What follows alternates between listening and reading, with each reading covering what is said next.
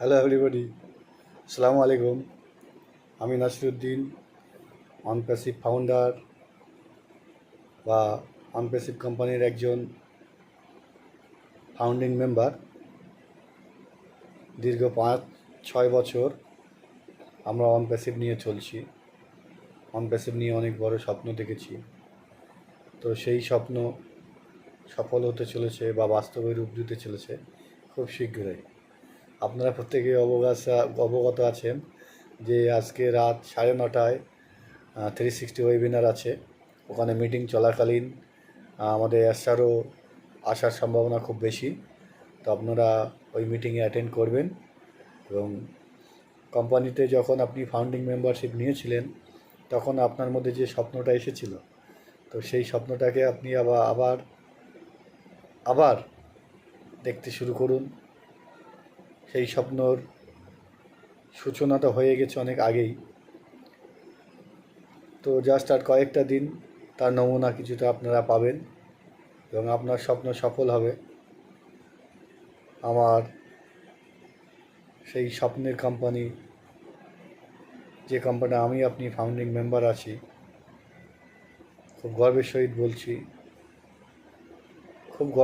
বলছি যে এই কোম্পানির যা কর্মকাণ্ড হতে চলেছে, যা ভয়ঙ্কর রূপ নিতে চলেছে, আগামী দিনে আপনি ভাববেন যে আমি যে সময় ডিসিশনটা নিয়েছিলাম সঠিক নিয়েছিলাম।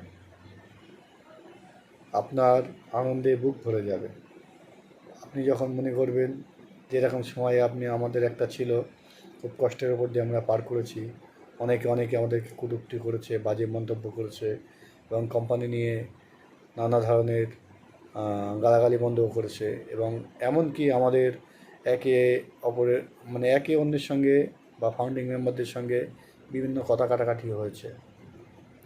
যাক, সেসবগুলো ভুলে গিয়ে আজকে থেকে আবার নতুন করে কোম্পানির ভিশনে এগিয়ে চলুন। দেখবেন আপনার কষ্টটা অনেকটা দূর হয়ে যাবে।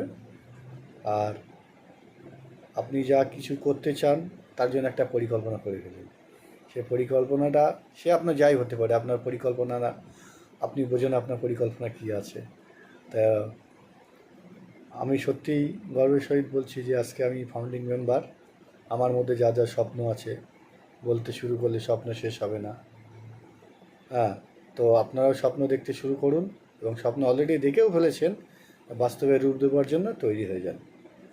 আর আমার এই সমস্ত কথাগুলো যে সমস্ত ফাউন্ডিং মেম্বারদের খারাপ লাগবে তাদেরকে বলছি, আপনারা ভুল বুঝবেন না। কোম্পানি তৈরি হতে গেলে দেরি হয়, সময় লাগে।